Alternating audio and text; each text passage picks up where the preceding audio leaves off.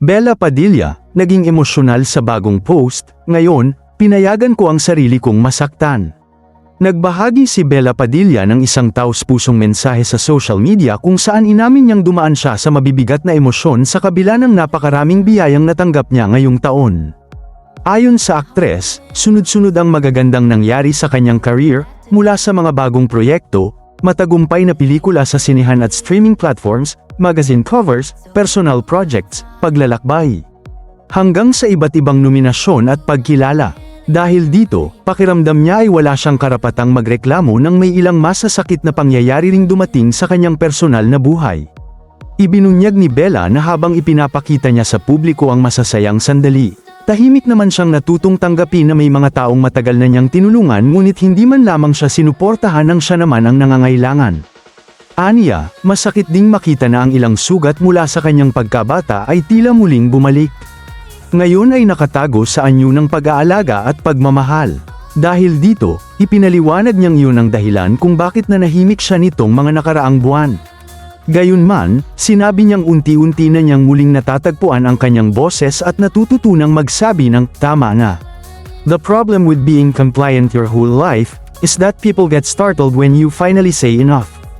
Hinikayat din niya ang mga taong may pinagdaraanan na huwag matakot ipaglaban ang kanilang sarili.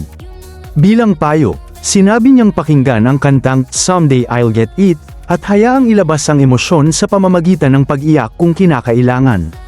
Tinapos niya ang kanyang mensahe sa positibong pananaw na bagamat hindi pa malinaw ang lahat ng kasagutan ngayon, darating din ang araw na mauunawaan ang lahat ng pinagdaanan.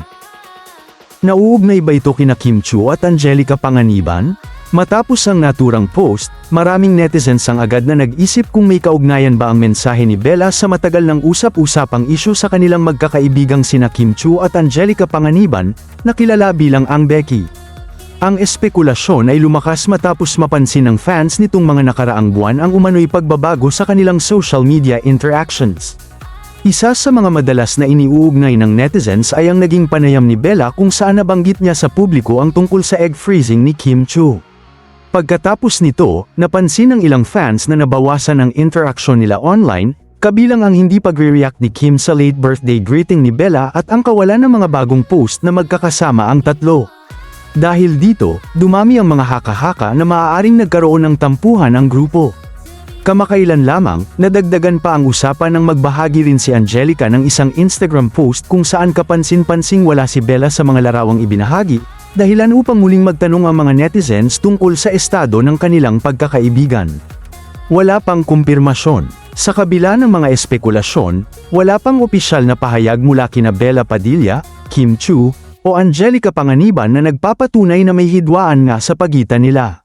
Sa ngayon, pawang obserbasyon at interpretasyon lamang ng mga netizens ang mga lumalabas na haka-haka batay sa kanilang social media activity. Samantala, ang pinakahuling mensahe ni Bella ay malinaw na nakatuon sa kanyang personal na paglalakbay, ang pagharap sa sakit, pagtatakda ng hangganan, at muling paghahanap ng lakas upang ipaglaban ang kanyang sarili. Hanggat walang direktang pahayag mula sa tatlong aktres, nananatiling espekulasyon lamang ang pag-uugnay ng kanyang emosyonal na post sa isyu ng kanilang pagkakaibigan.